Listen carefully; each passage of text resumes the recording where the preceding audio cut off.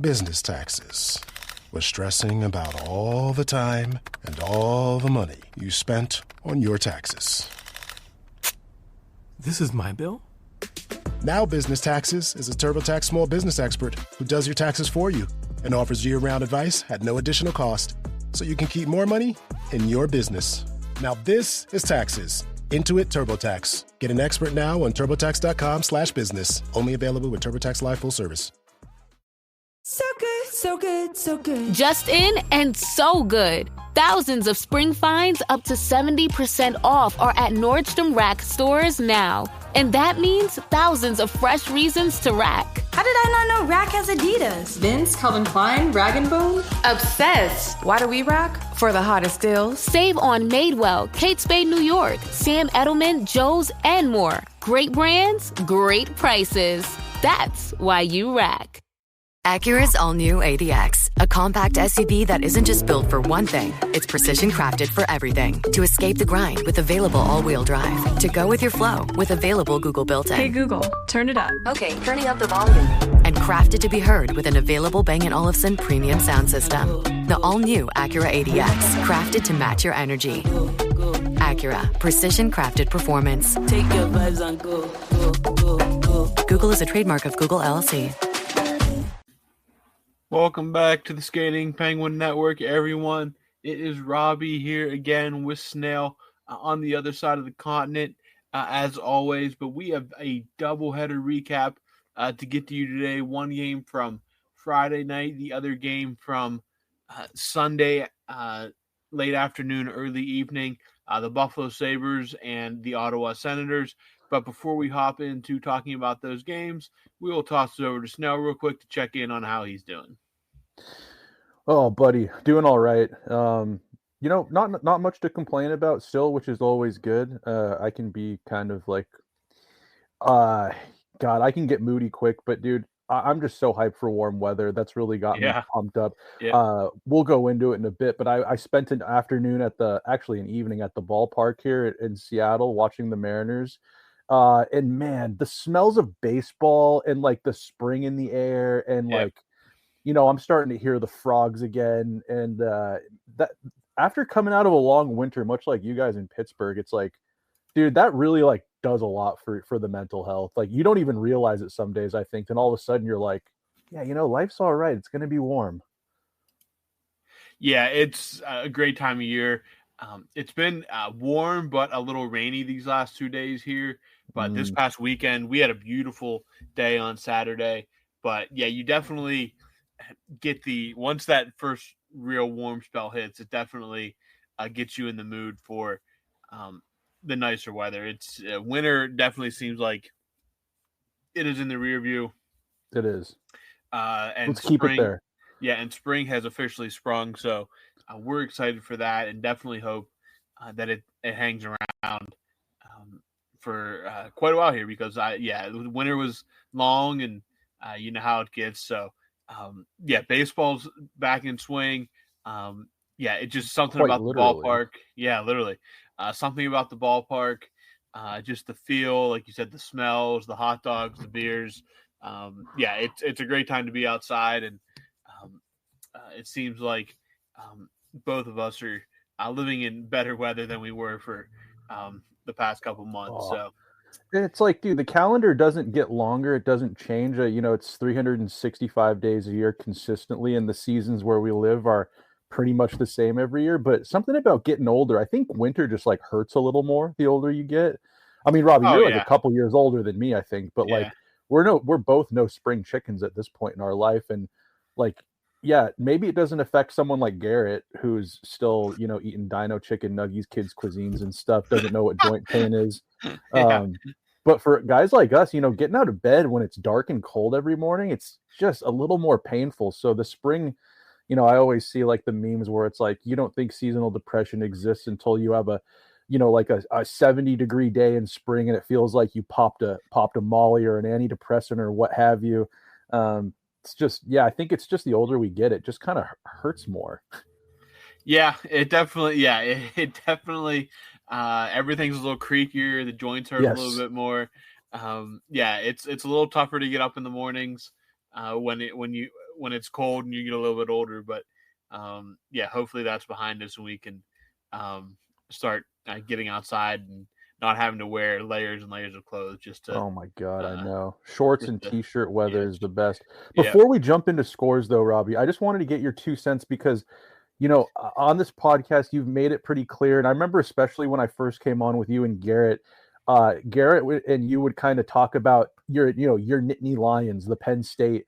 That's your, is it called your alma mater? Yeah. That's your alma mater. That's where you went to school. Yeah. And if anyone follows you on social media, we all know that you're very you still follow the college sports. Yep. I saw a pretty dramatic win by the Nittany Lions, Penn State, in the NCAA hockey playoffs. Were you paying attention to that or watching that? And do you you just never talk about really I guess it's because I live in Seattle. You live out there. You're a Penn State alum. I didn't go to college or graduate college. Not much to talk about there, but dude, are you a fan of that hockey team? Have you been following their season? And it looks like they've got kind of a wagon, as they say right now. Yeah, absolutely. They won last night in overtime to qualify for the hockey version of the Final Four. They call it the Frozen Four. The Frozen Four, yeah. Yeah. They were very bad at the beginning of the season, as in, really, really bad. They had some injuries early. Their main goaltender, was out for the first couple months of the season. And they were actually started the conference play 0-8. And since New Year's, I think I calculated last night, they've gone 15-4-4.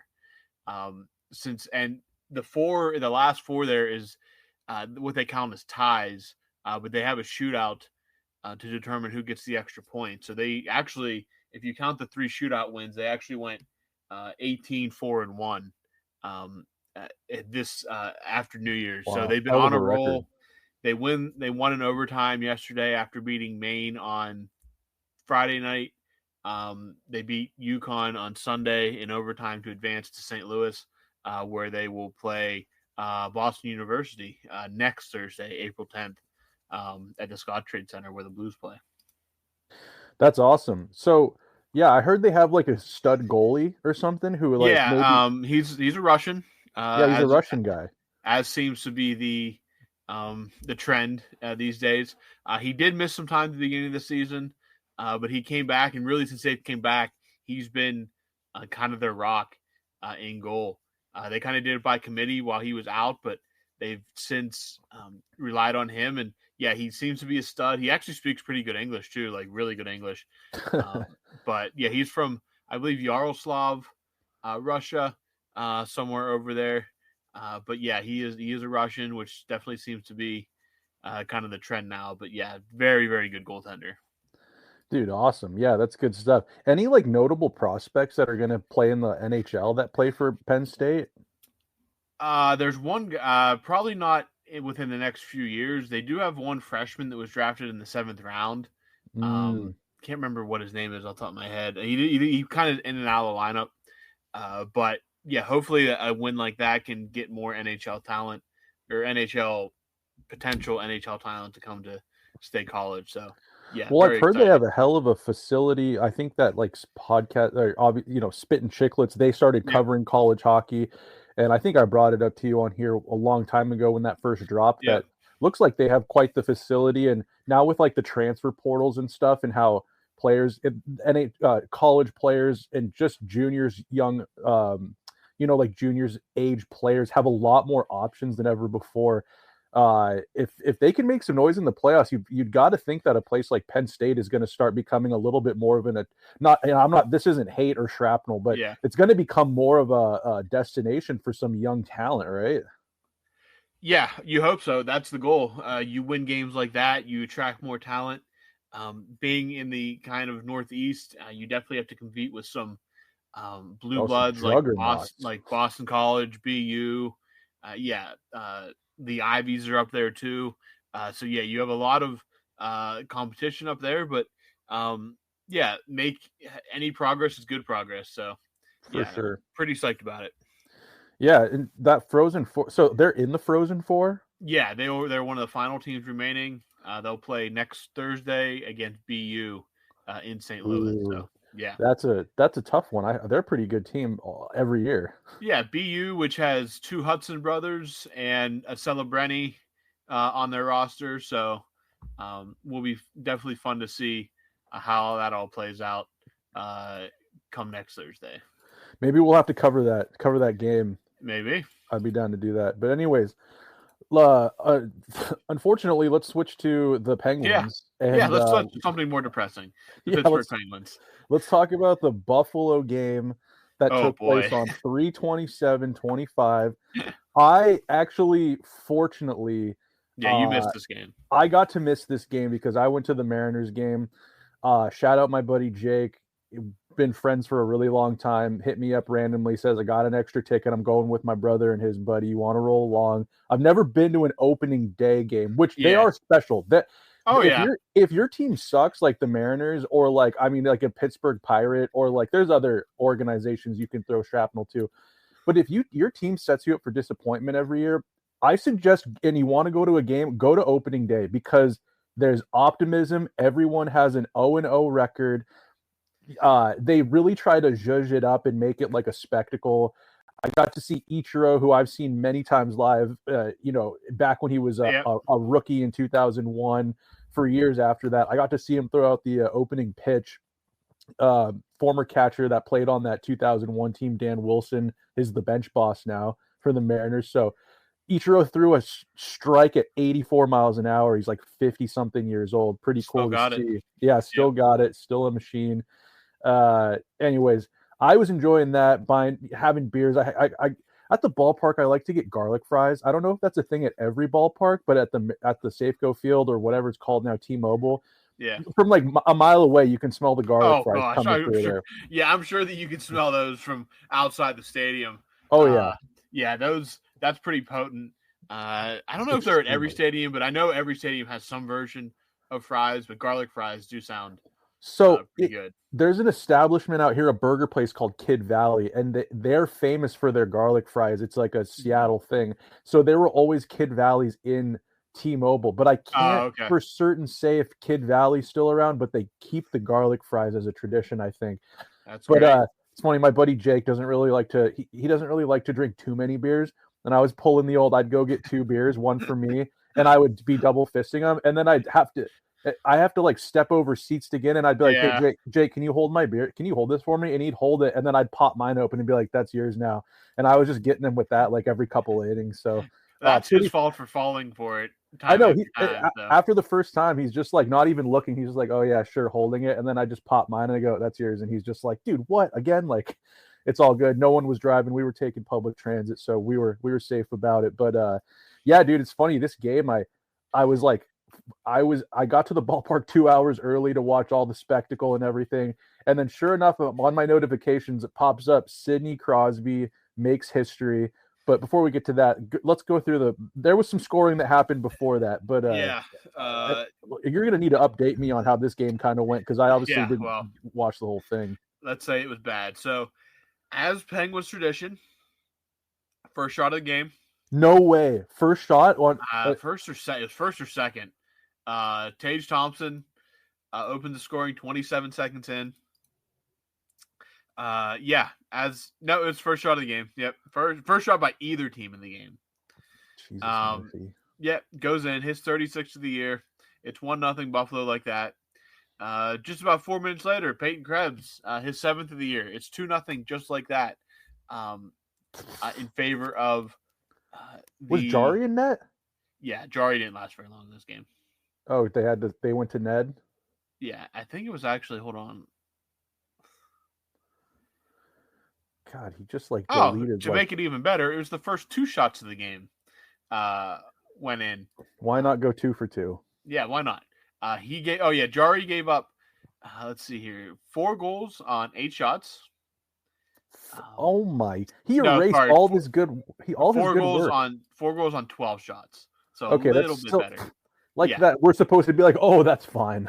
Yeah. Like we're supposed to be like, that's much better. God, yeah. All that progress he seemed to make, his trade value just tanked again. Yes. It's 2-0 just like that. And then at 11:11 in the first period, the moment we've all been waiting for, Sidney Crosby, his 26th of the season. Raquel and Grzelcyk get the helpers on the historic goal. He gets to 80 points, which is what he needed to lock in a 20th straight point per game season, breaking the tie with Wayne Gretzky for most in league history. So he gets that. He gets that record, and that's really all that anybody cared about. But you didn't want to get embarrassed. Let's put it like that. Sure. Yeah. And it's 2-1 after a period of play. After that early barrage, they fall behind. 2-1 after one, you don't feel too bad. That was about as good as it felt for the Penguins tonight.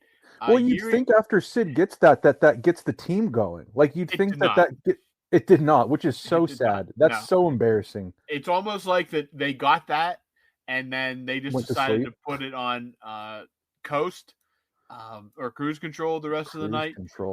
Because then in the second period, 3:36, Yuri Kulich makes it 3-1. Less than 2 minutes later, Matthias Samuelsson, 4-1 Buffalo. Who doesn't score? That guy's a defensive defenseman. He has 4 goals. Yep. He has 4 goals.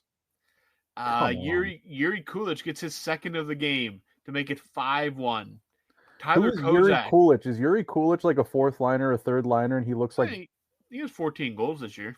He's got 14. Yeah. Okay. Tyler Kozak, his third of the year, makes it 6-1. And then Alec Tuck winds up Buffalo scoring with his 28th of the year to make it 7-1 right at the end of the second period. So they scored 5 unanswered in the second period. Just a complete meltdown by the Penguins in about every facet, defensively, goaltending. Nedeljkovic came in, and I mean, Ned was not much better. He did not have a good showing either, so it's not just Jari on this one. But Nedeljkovic, like I said, does not look great when he steps on the ice here. And then it's no silver lining really at all. But Blake Lizotte makes it 7-2 early in the third. He gets into double digits for the year with his 10th. And then Kevin Hayes makes it 7-3 later in the third period. Connor Timmins, another assist here. And Ryan Graves up to 3. He has now tripled Alex Nedeljkovic's assist output this season. So I didn't think that was going to be the point jockeying I'd be watching this late in the season. But 7-3, the Penguins lose to Buffalo. They do get a point against Florida on this road trip, but in reality, they get swept by Florida, Tampa Bay, and Buffalo. They look bad against Buffalo and Tampa Bay. I mean, downright like worst team in the league bad. Buffalo's not a good hockey team in any way, shape, or form. No, and that's been the case for 14 years. Yes, Buffalo is not. It's not losing to Tampa like that. A Tampa team that's hungry and ready to feast. You know what? Whatever. I mean, it was a bad showing, but it was just a talent disparity. Buffalo's a bad hockey team, and you go in there and get absolutely embarrassed. Crosby gets his record point, goal, whatever you want to say, and then it just felt like these guys kicked back in lawn chairs and decided that was their job was done for the night. A very bad performance against Buffalo. In a way, I'm almost more disappointed by the Buffalo performance than the Tampa Bay performance, just because again, a lot of people from the Pittsburgh area make the trip to Buffalo because it's really not that far of a trip. Close, yeah. It's generally a pretty, for a road game, one of the more favorable crowds the Penguins have, and just gave them nothing to cheer for. The record was great. Everybody loved that. It was a cool moment. It's nice that we don't have to worry about it anymore. And it's more of like a testament just how great Crosby is and has been his entire career. He is by far the best player of this generation. He is it's just an ode to consistency. It's obviously, and rightfully, it's not going to get the same praise as Ovechkin, Chase, and Gretzky, but that's fine. It's just a model of consistency for 20 years now. Most guys aren't even playing hockey competitively at 37 anymore. To do it at the level Crosby's doing it is pretty remarkable. And it was just, a bad night overall, but the one thing to take away from it was just, I mean, there's not really words to say anymore. I think I've said everything for the past 20 years about Crosby. Very rarely, a lot of guys come in with expectations when you're the first overall pick, high expectations. Very rarely does a guy like that, even if he has a great career, exceed any expectations you possibly have for him when he comes into the league. And that's what he's done for 20 years. It's just unbelievably remarkable what he's done, and very blessed to have been able to witness it throughout the years. Dude, 100%. And like, yeah, growing up with Sid in your backyard, that's like, you know, you could argue you won the lottery there. Because that's, yeah, there's never going to be an athlete like him, I don't think, again. I just don't think the newer generations, and I'd love to be proven wrong on this, but I just feel like generation after generation, they just aren't built like a guy like Sid, where winning means so much. Competitiveness nowadays, and I hate to, I'm not even going to do it. I'll mention it later. That like drive to win and really like giving a shit and the selflessness, and it's just becoming more rare and rare. I think kids today, and it's different for, you go back even further. I think those guys scoff at what guys like Sid and Ovi, like, I don't know, everyone is biased to like whatever generation they're from or meant the most to them. But every kid likes to score goals and selly, and they want to, pad their stats, and they want to be like the hero of the game. I get it. And that's all good and fine, but Sid brings something that like a lot of players don't have. And I mean, look at all the great players that have been drafted that have expectations over the years. Like, I mean, you look at Connor McDavid, who might be the best individual player, like just talent wise, that's ever skated on NHL ice. They can't get it done in Edmonton with him. Like, they've gotten close, but he doesn't have that punch that like Sidney does. You know what I'm trying to say? Yep. He has a je ne sais quoi about him that just a lot of people, I don't know what it is, but it's deeply rooted. Is it genes? Is it just upbringing? There's a competitiveness and a drive that just other players like don't. I mean, there's only so many people in sports specifically I can think about that like have had it. And I think of like Messier, I think of Yzerman, I think a little bit like some of those guys. Like, it's just he puts up the points, but he leads by example, and it's unreal. And it's, if you were to like have your Morpheus or you're in front of Morpheus and he's handing you a red pill and a blue pill, and he's like, this one, you'll break Wayne Gretzky's goal record and you'll have 1 Stanley Cup, or you'll take the other one and you get 3 Stanley Cups and you have 20 consecutive point per game seasons. You're picking Sid's every single day of the week. Yeah, are you not? There's no argument about that. And of course I'm excited to watch Ovi break, Ovi, a longtime rival. I'll be excited to watch this goal chase of his, and it'll be amazing when it happens. But I think, Pens fan aside, what Sid's done is just otherworldly, and it'll never be done again. I mean, you'd have to start from your first season. There's no other way really around it. And you have to have the longevity as well. Guys get beat up. I mean, Crosby went through those years of concussion problems, neck problems, spine problems. You take it for granted sometimes, but thank goodness that they got that resolved, and we were able to get more of Sid, more cups, more greatness, more goal scoring, more points. The quest for 2,000. He could be the second player ever to record 2,000 points. An incredible career. I'm just excited to see what's next, because we know that he signed that 2-year contract, so we at least got 2 more years to enjoy it. It feels like that's not even the end. That was just in case I don't feel like I can do it anymore. I don't want to hold down the Penguins with salary cap issues. So if he keeps playing like this, hey man, do it to your 45. I don't care. No one's going to care about that. So is Connor McDavid the only person in the league poised to potentially break his point per game, like the Wayne Gretzky, Sidney Crosby point per game season? Because I don't know of, and this is lazy journalism by me, but looking at Hockey DB, I mean, Connor McDavid, his rookie season, played 45 games. He got 48 points at the end. And after that, he just takes off with 100 points, 108, 116, 97, 105, 123. I forgot. This was a couple years ago. 153 points. Yeah. He went mid-80s on the league that year. 132, and this year he's injured, but he's got 90 points in 63 games. So if Connor McDavid has the longevity, he's probably the one that's poised to break that. If he can do if he can go, but he's 28 and he's only at 10. So, I mean, if anybody's going to break it, it's probably going to be him. I'd have to look at a guy like,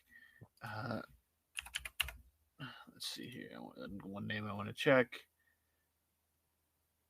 Who's the other guy you're thinking of? Is it Draisaitl or Kaprizov or something? Yeah, but Draisaitl didn't hit a point per game average until his 5th season. Oh, wow. Yeah, so he's actually, there is one more guy. I don't think he's going to be there, but there is one more guy. Jack Hughes? Nope. Matthews? No, he didn't hit until his 4th season. No, Nikita Kucherov. Oh yeah, he did. He was a little slower taking off in his younger years. He took him until season 4, his first season, or his 4th season, till he hit over a point per game average. I thought he was right off the bat, but he certainly took a while to get going too. Matthews, I don't think. Matthews is not a point. He's not a point getter. He's I don't even know if he's hit 100 points before. He has. He has. Yep. Twice? Matthews did not get there his first season, but he's gotten there every season since. So, I mean, he's been pretty consistent. He fell about 10 points short his first year. So. Oh, man. Kaprizov was close his first year. He had 51 in 55 games, 108, 75, 96, 52 and 37 this year. 52 and 37. What's he been hurt most of the year? He has, yeah. He got banged up kind of twice, right back to back, and that's right, yeah. I think that was even before American Thanksgiving, the only Thanksgiving that matters. But the thing with Kaprizov is he came over late. He's already almost 28, and that's true. Yeah, he wasn't a kid. I mean, you got to do it from 18. Like you got to be right in the league right away to be able to do it. Yeah, I guess we'll see how Bedard rounds out. But even then, it's just tough to do, is what I guess we're trying to say. It's just hard. Like there's nothing. Look at all those names we just listed. Those are all studs. The studs of all studs in the league right now, and a lot of them aren't even. McDavid's the only one that's poised to do it. And the thing about McDavid, and I'm not trying to give Edmonton any shrapnel right now or whatever, but I was thinking about it. I think it's because baseball's been on my mind. You know how Shohei Ohtani is just a unicorn, yeah. And the pitching and the hitting was just there was a point I called it. I was wondering if that was sustainable, and sure enough, he had to have the surgery, and he's not pitching again yet this year, I don't believe, and it's kind of an iffy maybe he'll come in and relief in some. It's one of those things where I think that the human body is only capable of so much. Connor McDavid, I think that he's an amazing player, and I'm not going to be the guy to doubt him. If I have doubted him before, I'm not betting on that again. But you just wonder at the speeds he's at, in the hockey IQ will always be there, but you just wonder about a body that goes through what it's gone through every single year for that many games. You just never know when the bottom falls out for a player like that. I mean, would you be shocked if in 2 years McDavid's a 75-point player? Maybe God, that even sounds crazy coming out of my mouth, but let's not get into numbers, I guess. But would you be shocked if in 2 or 3 years just the bottom falls out on McDavid and the knees aren't there and maybe the hips are going or something? I mean, we don't really know of anything that would suggest that the bottom would completely fall out due to injury. But, I mean, there's nothing guaranteed. You don't know, because all it would take is one major hip surgery, to completely derail for sure everything. Look at Patty Kane. Yeah. Kane was he was a point per game player until the injuries, and then the bottom fell out. And there's no guarantee. What if Edmonton they can't get it done? They have to blow it up. Oh my God! You might as well sell the team at that point. Yeah, Jesus, I mean, they had so many opportunities. It's so easy to pile on them. They were set up. The NHL, Gary Bettman at one point just seemed to be gifting them little presents every year, being like, just go for it, build like a juggernaut team. And they just soiled themselves year after year. hey, that's the reality. It's not easy. Look how this whole Broberg thing panned out with them, the Broberg offer sheet and the Dylan Holloway, and they go out and sign Arvidsson and Skinner, and I think Holloway has more points than like both of those guys combined or something like that, and he's young and fast, and oh boy, what a mess. But Holloway is the one in St. Louis, right? They're both in St. Louis. Oh, that's right. Yeah, Holloway has 62 points in 75 games. What was it, Broberg, right? Broberg, he's playing 20 minutes a night. He's had some highlight reels. He's a defenseman, so he's not going to. He has 27. I mean, he has 8 goals and 19 assists. Hell of a lot nicer than a guy like Darnell Nurse right now. Arvidsson only has 23 points this year, and who else did you say that they signed? Jeff Skinner. Oh, that's right, Jeff Skinner. Skinner has 25. So yeah, Holloway himself has. Those guys combined for about 50. Holloway has 62 himself. Those guys were drafted in-house. Like they spent money developing those guys, and they let them go for $2.2 million and like $4 million. Broberg, I guess I could understand if you couldn't match that, but you signed Holloway. You gave away Holloway at 2.2 or whatever, and you signed Arvidsson and Skinner for more term and money than that. And very, very bad asset management. And you know who did that? Ken Holland. No, that's not Stan Bowman. That's right, Bowman. Stan Bowman is going in there to he's just a dog on a hydrant on the Oilers organization. It's really funny. Like Dylan Holloway, his first 2 seasons in the NHL, he had like literally this is his first. No, he had 9 points in 51 games, and then 9 points in 38 games, and now he has 62 points in 75 games. So yeah, maybe it's the system too. Maybe it's the system. Maybe getting out from under like the pressure of like McDavid and Draisaitl like opened him up a little bit more. But what if he was just poised? What if he was going to have a better year? What if he would have had 80 points playing with those guys this year as opposed to absolutely playing with McDavid and Draisaitl? You'd think that you'd prosper in that environment, but not necessarily. I mean, you look at Evander Kane's been out all year. That's a top 6 spot open. And I know that like McDavid and Draisaitl are hurt right now, but like Jesus, like that was an opportunity. And the Blues are a wagon right now. I know, dude. Are they going to go on another Gloria run? Would that not be insane? If like Brett Hull's half in the bag singing Gloria on stage with he's half in the bag. He's half in the bag when he wakes up in the morning. Yeah, I don't know. That guy's living on island time all the time. Oh, dude, I remember during that run they had in 2019. Like anytime he was on camera, he was just rocked. Yeah, half in the wrapper all the time. Yeah, like tanned, white T-shirt, kind of drooling, looking like I don't know. He's living his best life. He is. Yeah. But anyways, I think we got off the rails there. Basically, just like really trying to make it clear how like amazing it is what Sid did. And it was embarrassing in that game too, because it's like, dude, you'd think your teammates would, because you know what Sid's gonna always remember? He got that goal or he got that point, and that he's always gonna remember they lost. That'll drive him crazy until the day he dies. He had like that one big interview a couple of years ago, and they talked about something, and he brought it up. He's like, yeah, I got this thing. This thing happened to me, but we lost that game. That's just the type of dude he is. And he's going to remember like, man, we got our asses handed to us by the Buffalo Sabres in March. That'll eat him alive until the day he dies. Absolutely.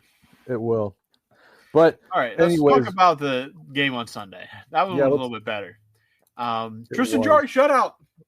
Yeah, dude, didn't have that on my bingo card. I really didn't think Tristan Jarry could pitch a shutout anymore. And both goalies were good in this game. Actually, Anton Forsberg for the Senators had a great game, and Tristan Jarry just didn't allow a goal. He didn't allow a goal. What is up with the goalies, dude? Like, what is it? Talent? Is it a talent thing, or like, is it like mental? Like, because sometimes Ned and Jarry are like battlers and get a shutout and like score a goal and maybe get an assist, but like Some nights it looks like they aren't even fit to play beer league. They're rent-a-goalies from like one of those like Canadian like Kijiji websites. They're just they're just not good goalies. That's just you have your nights where you're good. You have you can't be that inconsistent and be considered a good goalie. I think you're just not a good goaltender, and there's nothing wrong with that. You're just not good. You're just not good, and I think it has to be after this season, Robbie. It has to be time that us as Penguins fans, no matter how many shutouts Jari gets late in the season, we have to stay strong in our opinion that Jari is just not a good goaltender.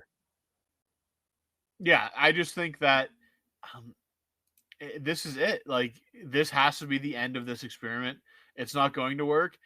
Trying to make it work another season is just going to set you back, especially when, I mean, you talk about okay, we have the assets now, we got to make the plan work. Like, that moving Jari has to be a key part of that, I think. No, Jari has to go. He cannot be he cannot be on that bench in any capacity.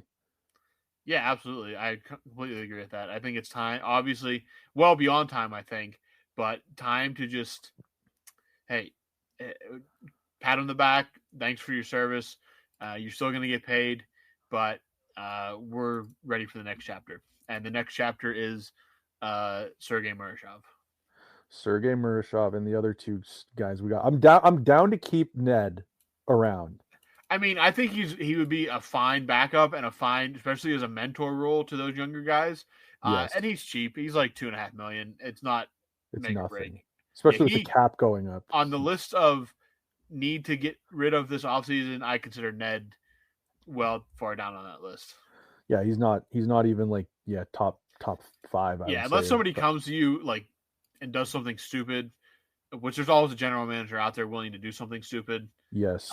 But I'm not rushing. That's not a top priority, a top bullet point to take care of this offseason. It's Jari, Graves, and then work on the roster, and then worry about other stuff. Agreed wholeheartedly. Yeah. But Jari did decide to put on his gear for this game. He did, and did he ever show out in this one? 31 saves on 31 shots. An incredible game from Tristan Jari. And for the most part, a goaltending battle.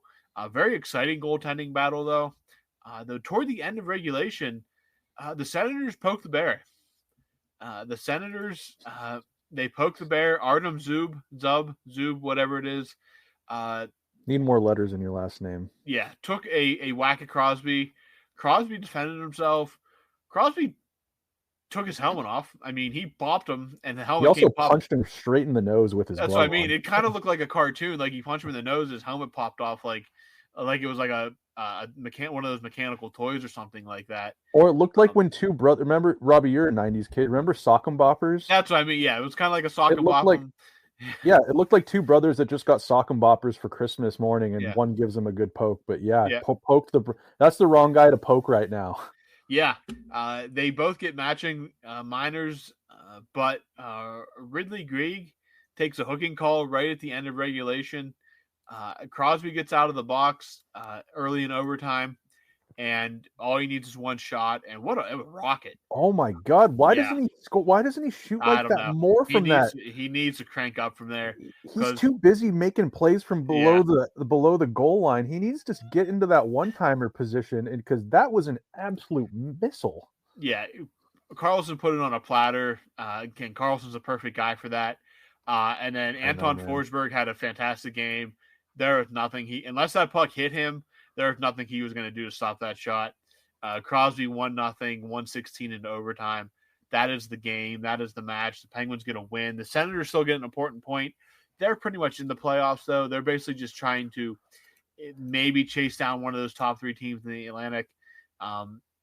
Last night was kind of a setback against the Penguins, but a big win for the Penguins. Just a nice one to kind of get off the stench of those games on the road. Just to watch Sid just like do Sid things. Yeah, it was just. I mean, that was a Sid shot right in his wheelhouse.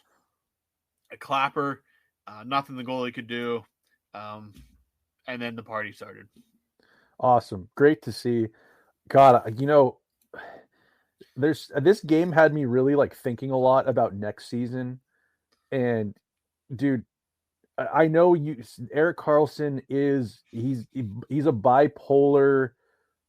His play on the ice is bipolar, which you can get the best and worst from him in the same game. But I want that guy next season I want him quarterbacking the power play, distributing on the power play. He's an amazing talent. And I know that pass to Sid, I'm not talking about that. I could have made that pass to Sid. He just kind of scooted it on the ice at like the perfect speed. Just gave him a batting practice pitch to stay on the baseball topic here. And he just unloads on it. Dude, Chris Letang has been bugging me these last few days. I've been waiting to get this off my chest, Robbie. I'm not going to go full Dan Kovacevic on him because he made a whole DK episode about how unacceptable Chris Letang's play was in Buffalo. Yeah. I'm not going to go there, but dude, I think Chris Letang is starting to hurt. He hurts this team a little bit more. And you could say that for so many players, but I expect a lot out of Chris Letang as kind of a veteran leader, a guy he's a part of the core here. Yeah. Dude, I think this offseason, I wouldn't even be that mad at it if you try to find something to do with Chris Letang. And I know you love Chris Letang. We don't agree on this, but I want to know, like, as the season's winding down and you see Karlsson's a number one defenseman on a bad team or a good team, I don't know if you keep a guy like Grzelcyk around, but where are you at with Chris Letang's kind of struggles here over the last few games? The longer it goes along, the more I don't wonder if there's conversations this offseason with Chris Letang in the front office. Whether or not anything happens, I'm not going to take bets on that or put odds on that or anything. I mean, he has all the control. Basically. But would not surprise me. And what sticks out to me is Montreal, obviously. I feel like the list would be incredibly short, and it might just be Montreal, if we're being honest. You got to think Tampa or Florida's maybe on that list too. I could see Tampa or Florida in that conversation just because of maybe even like a Dallas. I was thinking Dallas too. He'd be a nice help because right now they got like Matt Dumba as like a secondary. Yeah, they're gonna be hunting for defensemen. I know that right before the trade deadline, before they made that deal for Mikael Granlund and Cody Ceci, there were rumors of them trying to bring in Erik Karlsson, but that move kind of squashed it because of money reasons, and they were going to have to reset in the offseason to see what they could do. So they're going to be defenseman hunting. It would not surprise me if they're back in on Karlsson this summer, but I think you could see a team like one of the Southern teams, another team that I think could be that's going to try to make noise this offseason and bring in a big name is Utah. Utah for sure. Whether or not the Blackhawks in that book too. They're such a mess. They're going to do something desperately stupid. And that's going to take Jarry. Yeah, maybe they need a goaltender. I think another Vegas could be a team to look out for. I don't know how they'd make it work, but they seem to make everything else work. Hey, I'd take Pietrangelo. Yeah, I mean, Mark Stone's fine with me. Mark Stone. He definitely will get you some cap space right before the trade deadline. Yeah, Mark Stone gets and he'll injured. Be there game one in the playoffs. Yeah, that's all that matters. Same with Nikita Kucherov. I mean, but yeah, I think on a more serious note, I think that there will be discussions between the front office and Chris Letang this season. Whether or not it amounts to any trade this summer, I don't know. But I think that there will be some kind of discussion to see what the interest is from both parties. Yeah, I just think it's time with Chris Letang personally, and I know that there's Penguins fans out there that I love Chris Letang and what he brings, but believe it or not, Robbie, I think I've been saying I wouldn't mind looking at an option for Chris Letang I feel like every other year I say that, but this year I think it's like he's still got game. Like I think that is it crazy to say that I think he's the type of player that might just need a change? Like he might benefit from a new situation. Chris Letang? Yeah, Chris Letang. I just think we talked, like you mentioned earlier, when we were talking about the point per game streak, injuries catching up. I mean, the cancer, the hole in his heart, the multiple strokes, the neck injury, that kept him out for however half a season. It just catches up, man. I mean, you can be in the best shape of your life, which but he is, again, right? He's in amazing shape, and you're a defenseman. You're taking a beating, and that's your job. He wasn't even like a stay-at-home defensive defenseman, but you can't skate. You can't like deke your way out of every bit of contact. It all catches up with you. You're going to be targeted by the other team just for being a defenseman. You're going to have to take a beating. He's been playing 25 minutes a night for most of his career. I mean, the dude has more miles on his legs than about anybody in pro hockey, probably. That's true. It just catches up. I mean, and again, he was a guy that when the speed goes, the rest of the game suffers. That's very true. Yeah, he's one of those guys that, though his style of play just hasn't aged. It's not set up to age super well. Yeah, he always made kind of dumb, boneheaded stuff, but he was so talented he could make up for it. But he actually backchecks unlike Carlson. Yeah. When that goes away, that speed, like he would break up 2-on-1s just simply from his speed. Well, that's gone. And again, a guy like having a rock like Brian Dumoulin for 6 or 7 years makes a whole lot of difference too. Yeah, it's that complementary defenseman that really sets up those offensive guys for success. They don't get enough credit. Yeah, absolutely. Well, yeah, I don't know.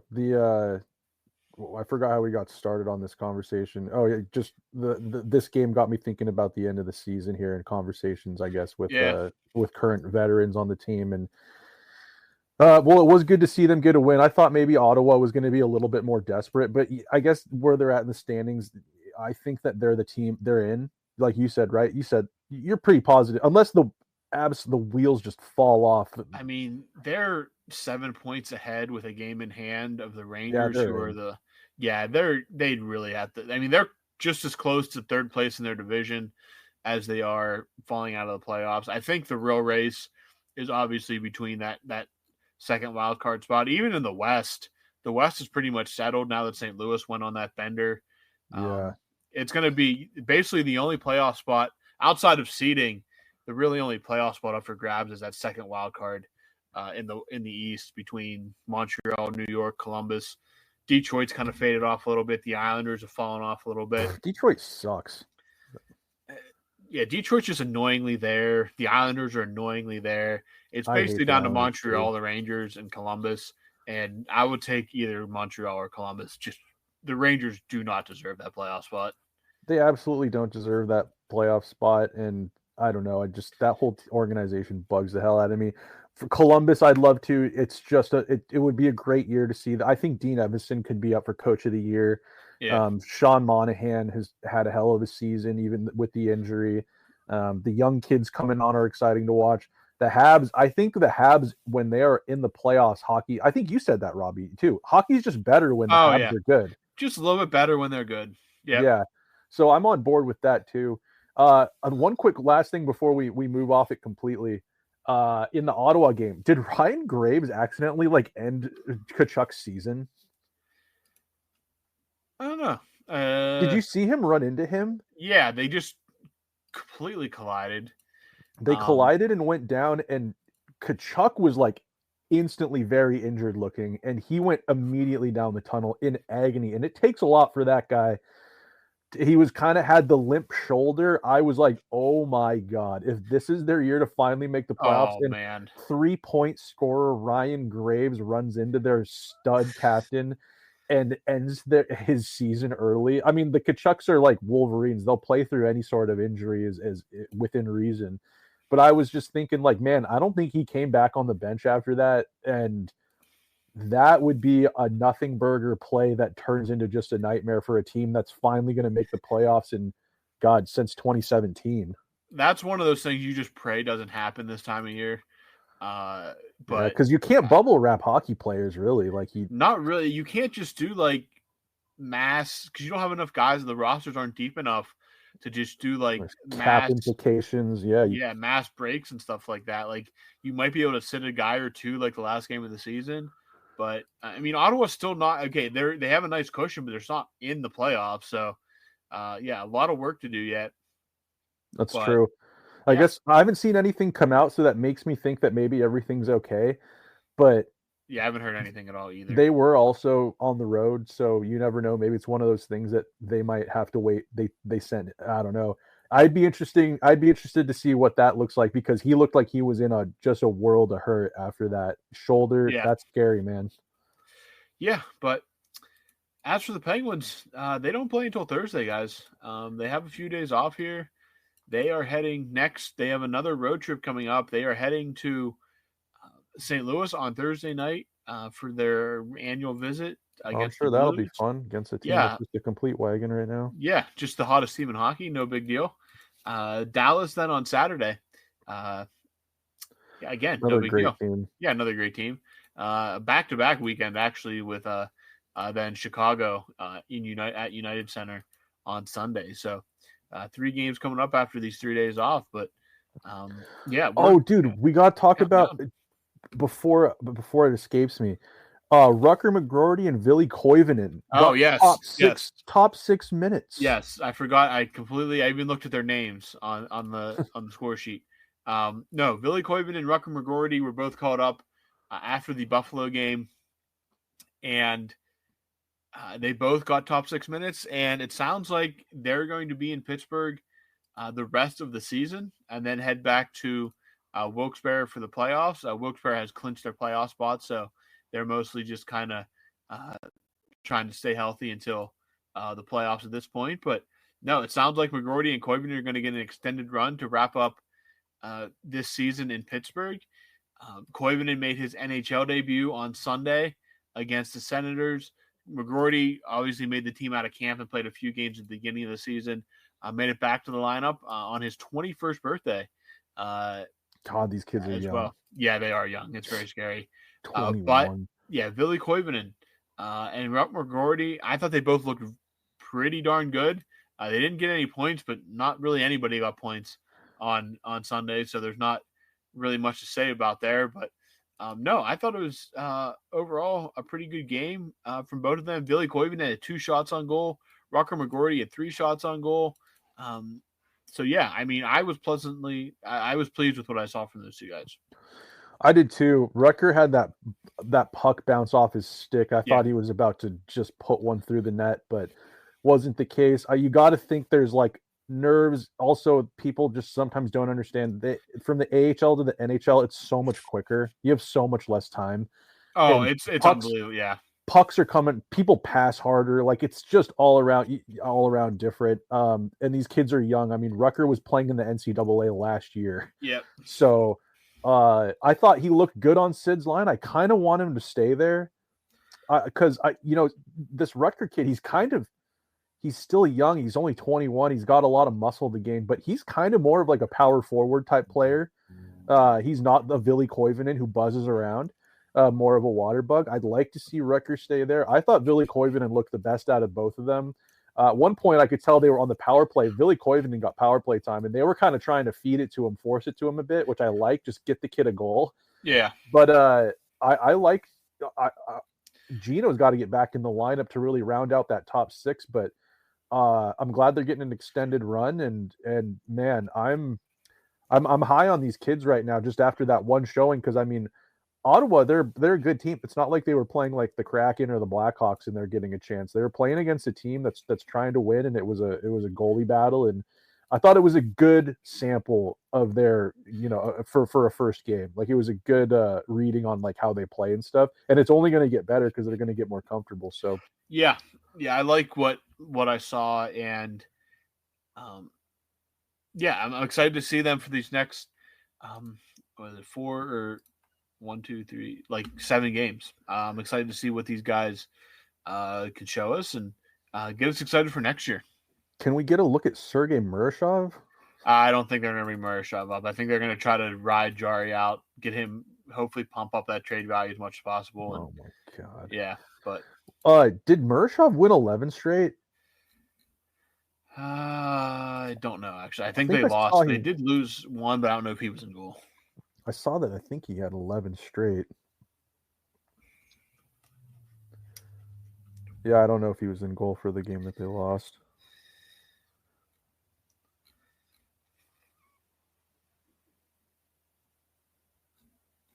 Yeah, I don't know. Anyways. Yeah. All right. Well, we should after the Penguins season is over, we should start covering the Wilkes-Barre playoff. We can absolutely talk about the Wilkes-Barre Penguins and Nittany Lions.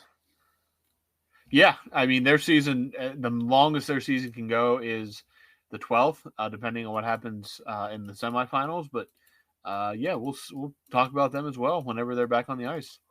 That sounds good, man. Well, lots of hockey happening in Pennsylvania for teams that aren't the Pittsburgh Penguins. Yep. So we'll be there to cover some of that too. Absolutely. Robbie, that's all I got for these two games. We'll be back though to cover. Yeah, maybe if I can get some mailbag questions, we'll do a mailbag as well. If I can get some mailbag questions. If not, we'll be back on Thursday night to talk about the game against the St. Louis Blues. Sounds good. Other than that, yeah, the Penguins, they had two games on it's Thursday and Sunday. Buffalo and Ottawa, they get blown out by the Sabres, win a close one in overtime against the Senators. But other than that, hey, Penguins, 7 games left this year, guys. 7 games left. Wow, this year went by quick. It did go by quick, but so if you got nothing else, I don't really got have anything. Nothing else. All right, guys. So for Snell, I'm Robbie. We'll talk to you guys later this week. Take it easy.